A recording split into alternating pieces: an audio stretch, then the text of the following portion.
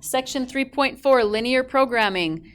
This section for sure would be much easier for you guys if you all had a graphing calculator, which we don't. So some of them we will be able to do, some of them we will not. Okay, so this section might not be a completely, complete one once we get there. We're going to solve problems using linear programming. Those problems are going to have some constraints or limits. Those are basically the inequalities that you guys are going to graph as you do it, and you're going to know kind of where the answers are supposed to fall into. Those will usually be given. Sometimes you'll have to find them yourself. Linear program is a method for finding a minimum or a maximum value of some quantity given a set of constraints.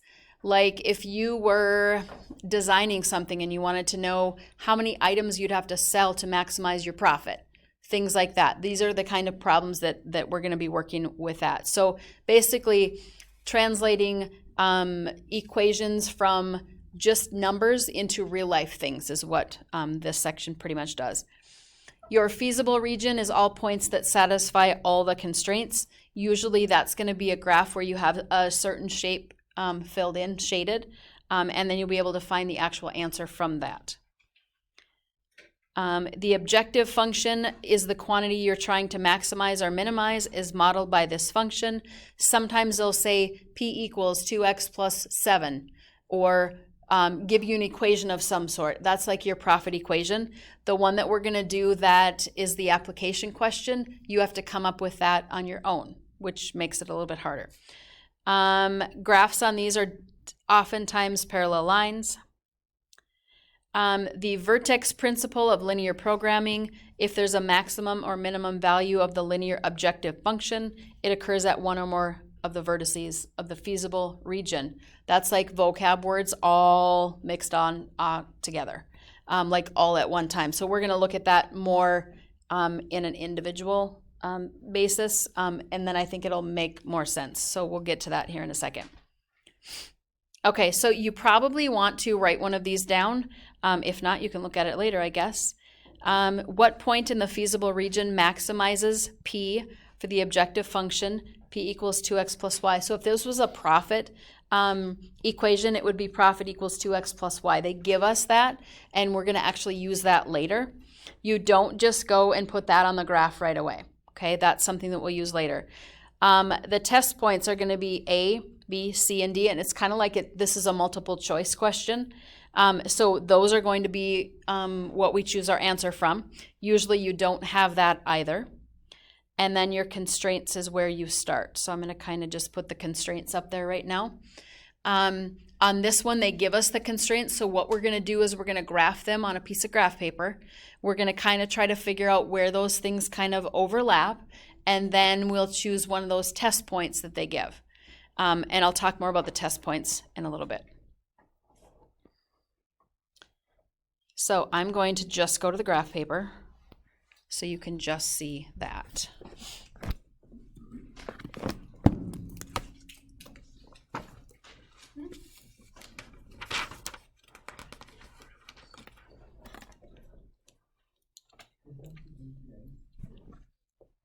I'm going to do these by color.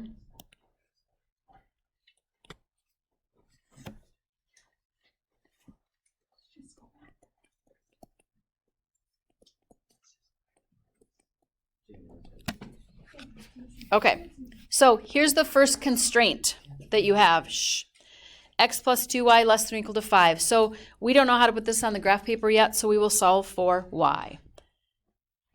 2y less than or equal to negative x plus 5. Divide everything by 2.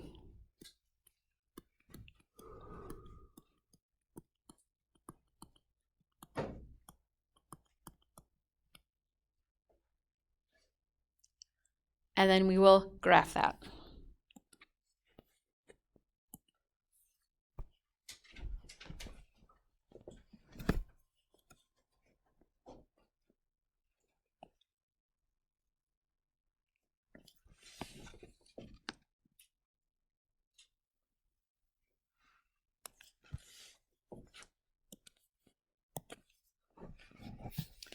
The only thing kind of a little bit harder about this one is that you have a point at 2.5 instead. You can still do that. Don't round or anything. So we're going to put this one crossing the y-axis at 2.5.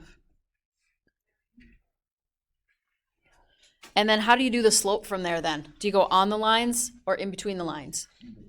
In between. So we're going to go down 1, right 2. So you have to go down 1 whole unit, which puts it right here, and then right 2. And then I'm going to put a few more of those on. If you have a ruler, you can just draw it in. Otherwise, I'm going to go down 1, right 2 a couple more times.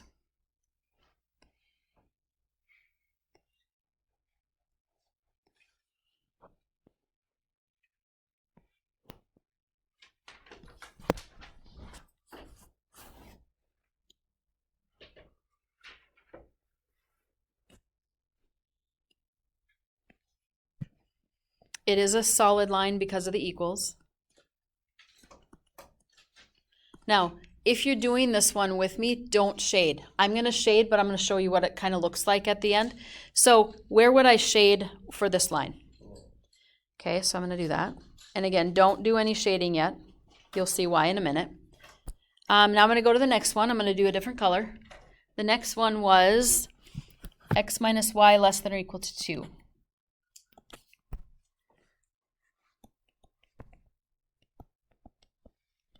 So we will subtract x from both sides.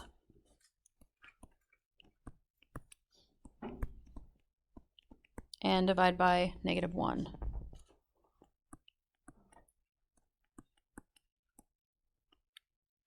Now, when I did that, I flipped that over because you're dividing by a negative number. You're dividing by -1. So I think it's okay. So this one crosses at -2. And then you're going to go up 1, right 1 a bunch of times.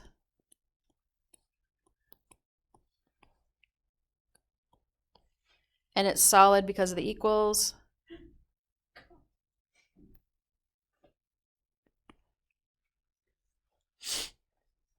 Where do we shade this one? Okay, so this one's above the line.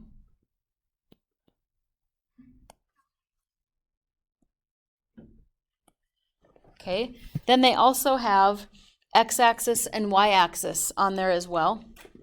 So if I put those on there, and this is why I don't really want you to shade like this, the x-axis would be a constraint. And basically that just keeps it in the first quadrant, pretty much. So if it's more than the x-axis, it would be up here. And the other one was y, the other one was, let's do purple, was this one. If it's more than that one, it is this side. Okay, so do you see where that gets really ugly? Because is there any part of the graph that isn't shaded right now? No, it's really hard to tell, don't you think? We don't want to have graphs like that because then if you have to do something with it, you're going to be going, I don't even know what to do. Okay, so the shading on these particular questions is kind of rough. So I'm going to take them out and just go from here. So what might be easier for you is doing this. Okay, so on this purple one that we started with, we went under it, right? Because it was less than or equal to. So I'm just going to put a little arrow like this, which still indicates which side of the line, but it doesn't like shade in the whole thing. For the pink one, it was above the line, so I'm going to put that one in. So that was this way. So far, if we had just those two, wouldn't it be right here? Okay, but then we also have the constraint of the vertical line and the horizontal line that I put in there. So here is the part that actually we're looking at. If we're only looking at like this line, you know, being, wait, I'll put it in there just a second, I didn't do that. This side of this line, and then above the green one.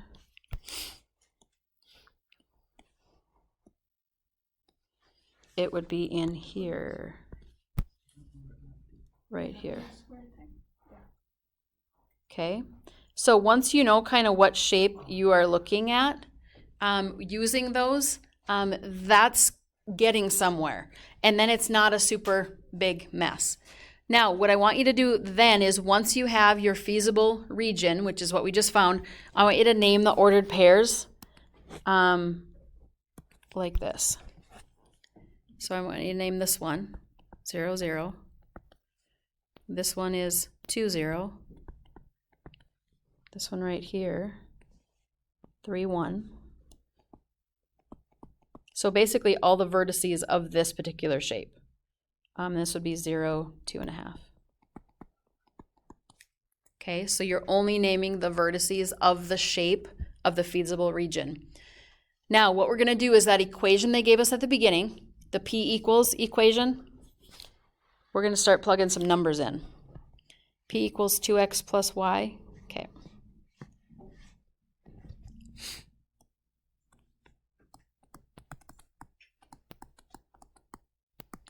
So you're going to take each one of these vertices and plug it into there. Okay, so here's 0, 0.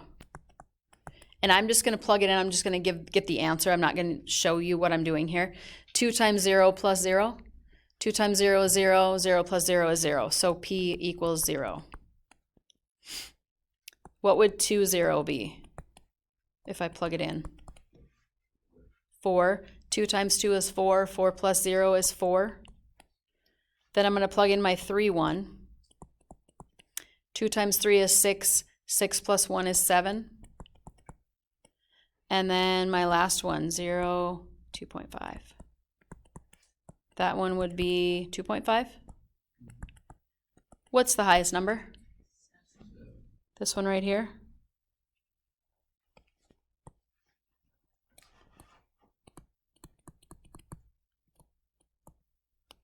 Okay, now the reason I picked the highest one is because they chose for us to pick a maximum. Maximum is highest, right?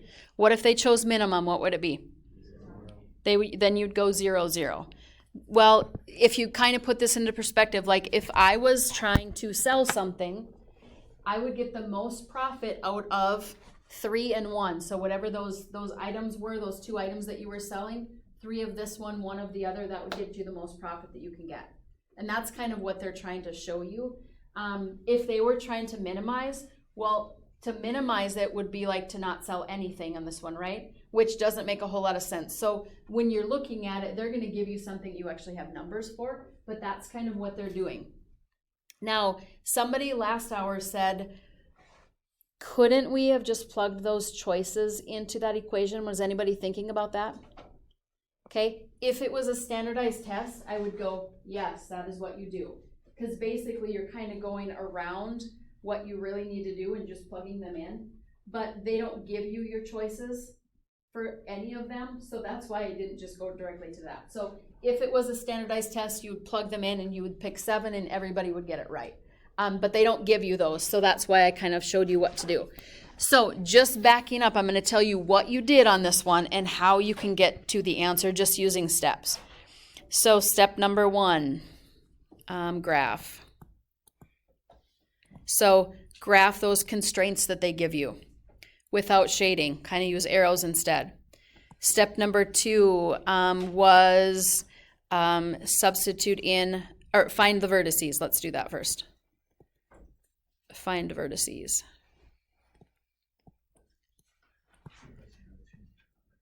Plug vertices in.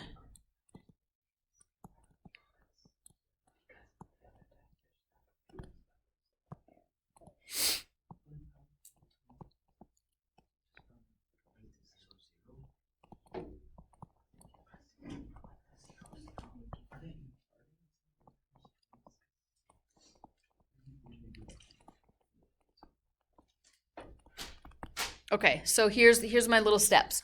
Number 1, graph. Number 2, once you've actually located that feasible region, you're going to find the vertices, so the tips of whatever shape that happens to be. Those vertices you're going to plug into that equation that they have given you most of the time. If it's a maximum, choose the highest one once you plug those vertices in. If it's a minimum, choose the lowest one. And the other 2 are not going to matter, or 3 or whatever, depending on what the shape is. Now, the second question we get into, we don't have any of these constraints or anything. which makes it a whole lot harder. Okay, so let's get into that one. The third hour, we did not finish this question. Okay, so it takes a little while. So if you want an example of something that you might have to look at, like on a quiz, this might be one that you might want to write down eventually. We're trying to maximize profit. This person is selling t-shirts and sweatshirts. How many t-shirts should be made? How many sweatshirts should be made to get the most profit from this blues festival? Okay, so here's some constraints. You have at most 20 hours to make the shirts. So the time is a constraint. You don't want to spend more than $600 on supplies, so evidently you don't have more than $600. You want to have at least 500 items that you already have made to sell.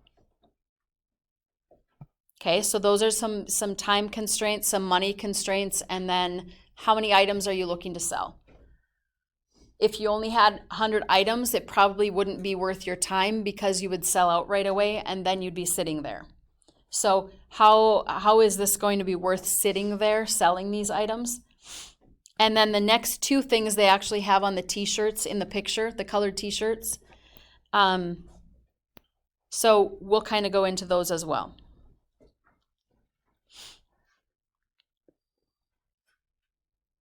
Does everybody have up to the 500 items? I'm going to go up to here. So one color t-shirt takes 10 minutes to make. The supplies for that t-shirt are $4, and you would make a profit on each t-shirt, $6. If you make a 3-color, I think this is supposed to be sweatshirt. Is that right? I think I typed that wrong. I think this was a sweatshirt here.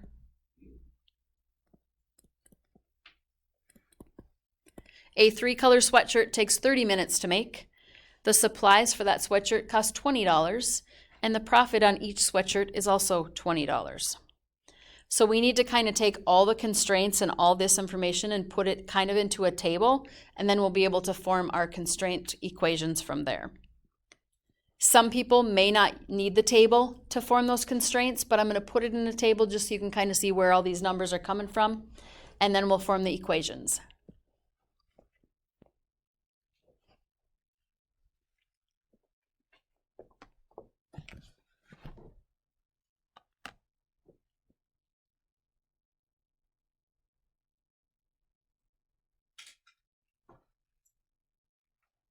Okay, so here's the table. Here's what it looks like.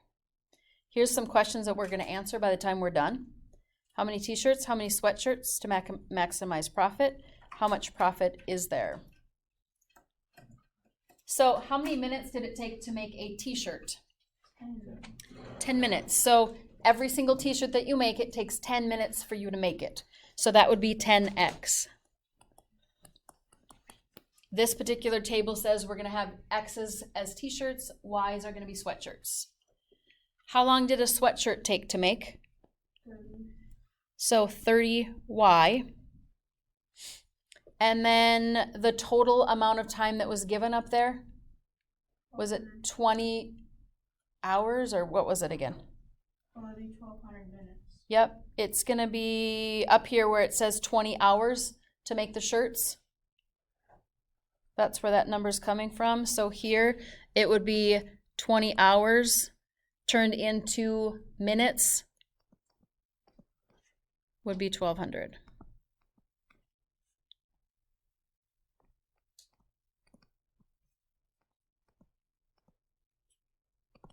So there, all we did was convert 20 hours into minutes.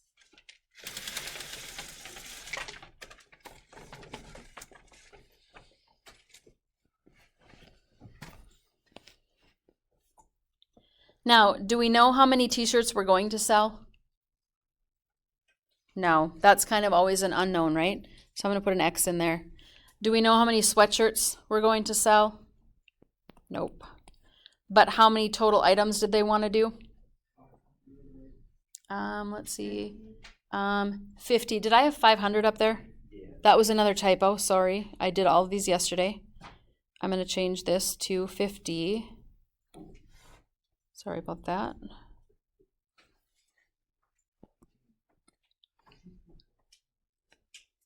2 hours times 60 minutes per hour. Next, we're going to do the cost. Here's where if you're looking at page 139, I'm taking it off of the t-shirt and sweatshirt items. How much does it cost to make a t-shirt? $4 times every single t-shirt that we make. So that would be a 4x. It's going to cost $20 for a sweatshirt. And we have no more than $600, right? So the 600 will go here.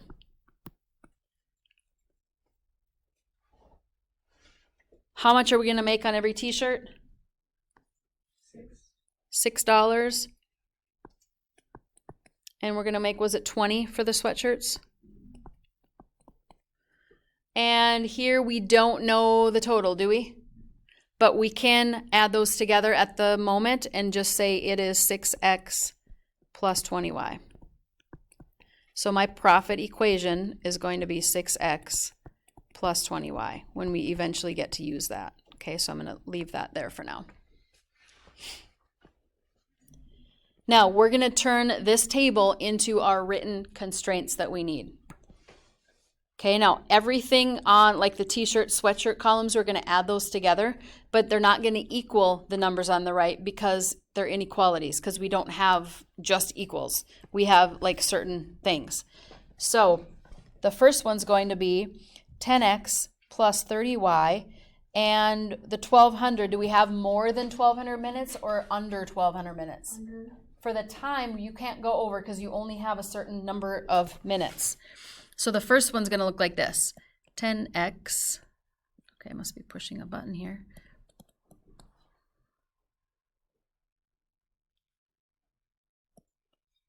Okay.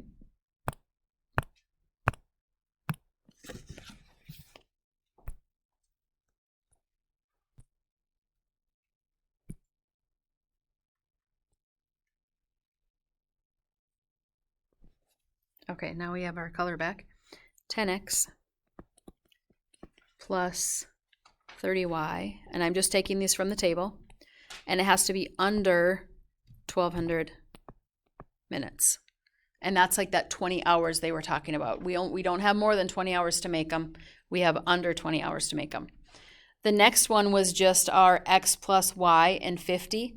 So the 50 stood for the number of shirts that we wanted to have available, right?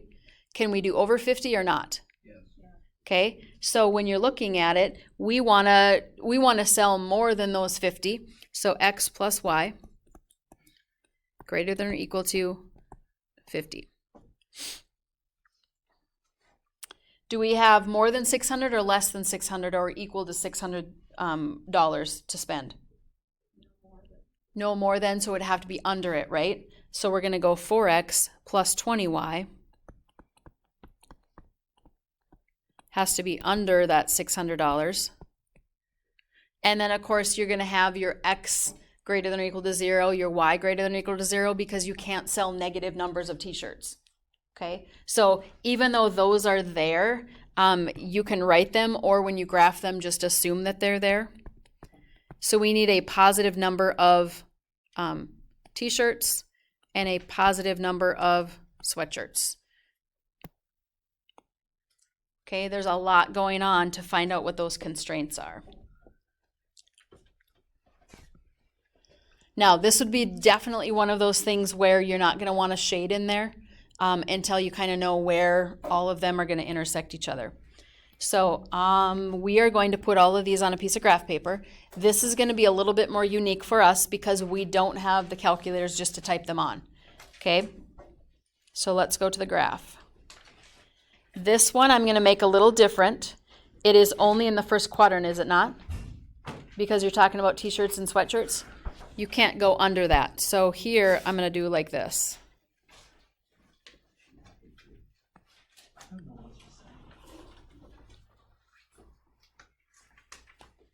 First quadrant only.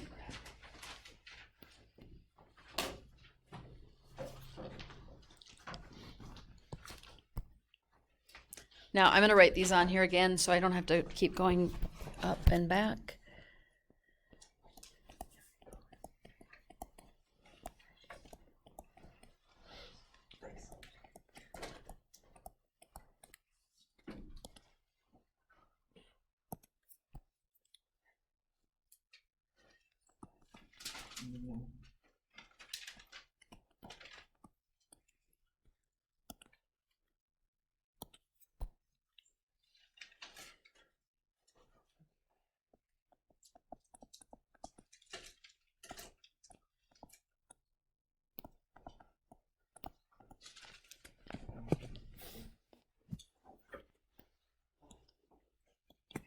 Okay, so first thing that we're thinking about is if we were really graphing these, wouldn't we solve for y and get slope-intercept form? Okay, so I'm going to do that, but don't write this down yet, okay? I just want to show you something. If I did that, I would have to subtract 10x from both sides.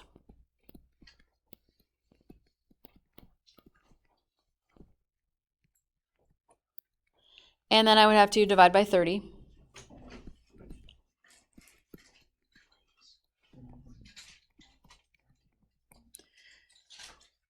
So if we graph this, do you think we're going to be going by ones on both of these?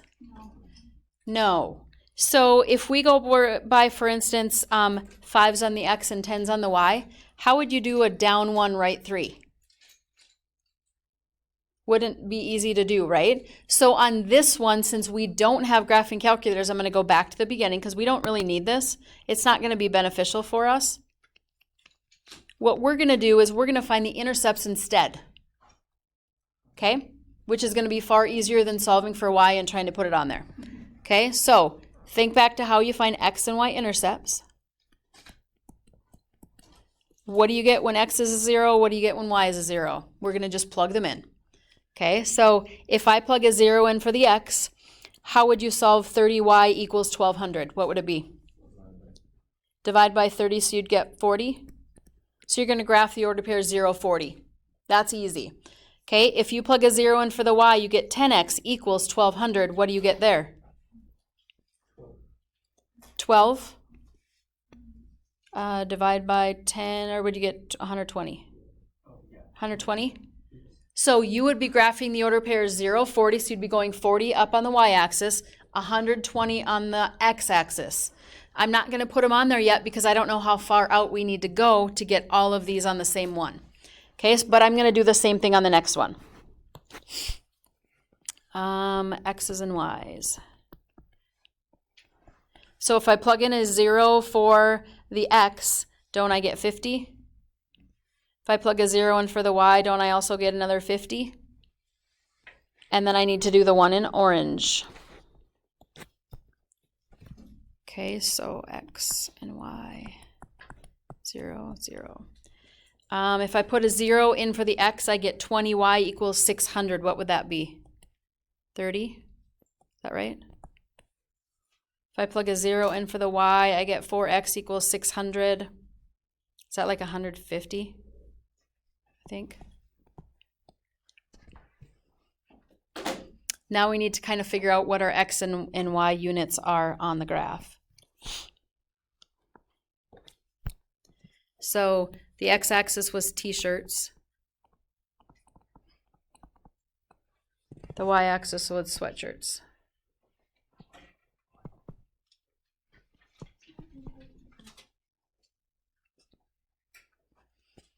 What should we count by? I'm going to look at the x numbers and see what we need. We have 50, 120, and 150. Okay, so if we start here at 0, and I went by tens, I would not have enough room, would I? 10, 20, 30, 40, 50, 60, 70, 80, 90, 100, 10, 20, 30, 40. I'd be close. Okay, we could probably make that work. Let's go by tens.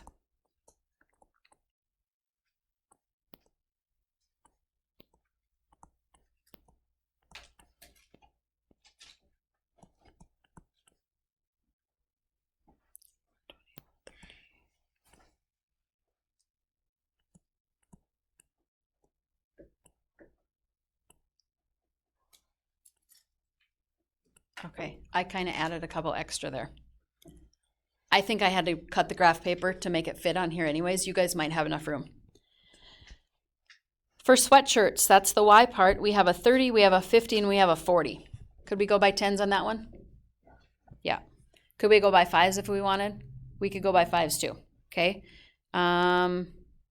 Let's go, let's see, 10, 20, 30, 40, 50. Let's do that.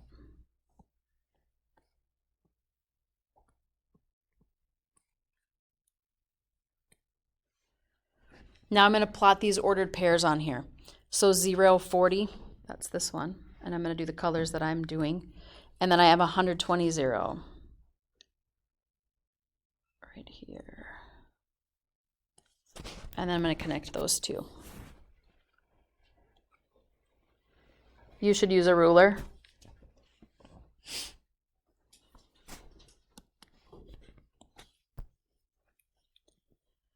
Then I'm going to go to the pink one. I have 0, 50, and 50, 0.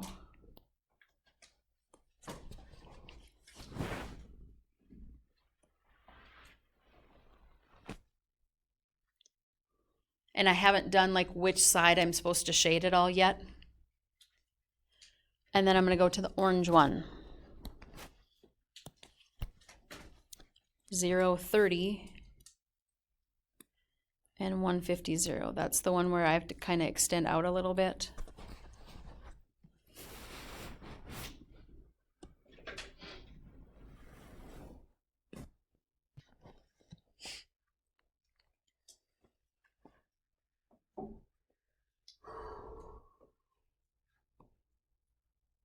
Now we got to figure out where we shade.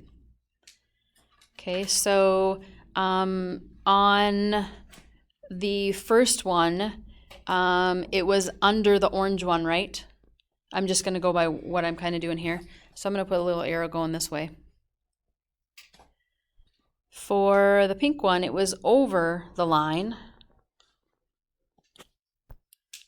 So for the pink one, it would be on this side. So far, if I just look at those two, it would be kind of in this shape right here, right?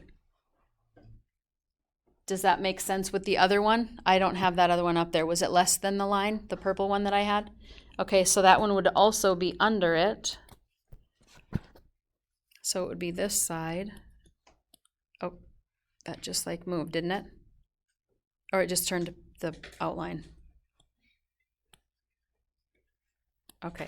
So the place that those are actually all going to would be here.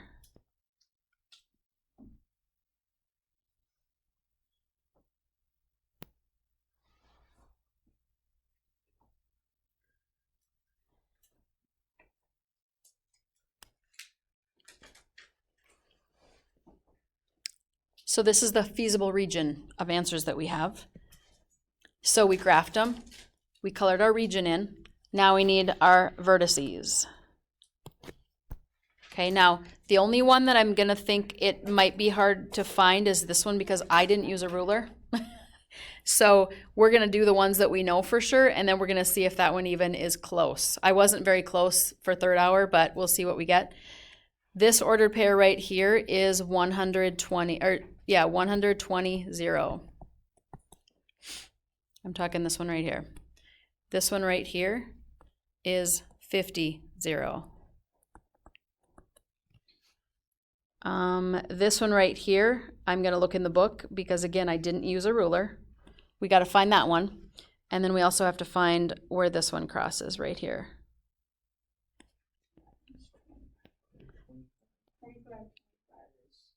This one? This one right here? Okay, so this one is 25, 25. Again, if you were using a ruler, you could probably figure that out. But if it was in between, that would be hard to do, would it not? You would have to kind of guess at what that one would be, but really it would be an exact number. What about this one? In the book, is this one 75, 15? I have it kind of at 70, 15, so you can see where that would be a problem as well. I'm going to say 75, 15.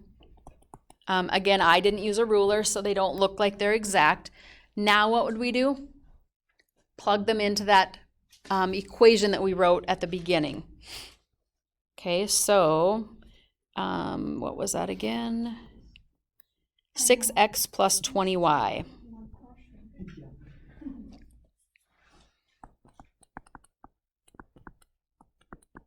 Was it 20y?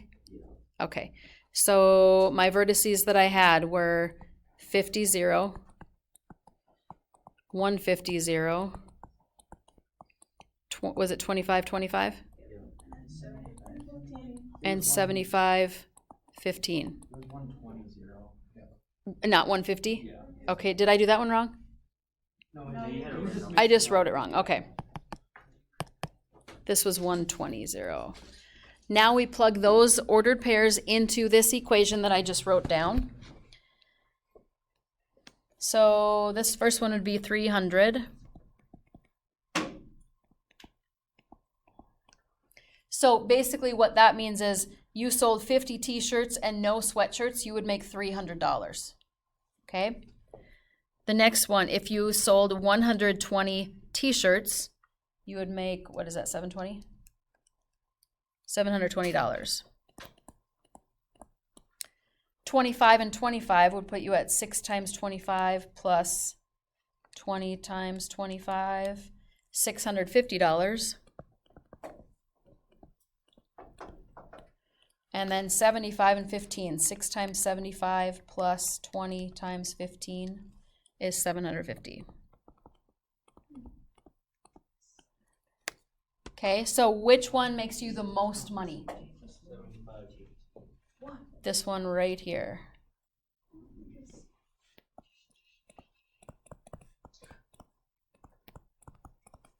You would sell 75 t-shirts and 15 sweatshirts.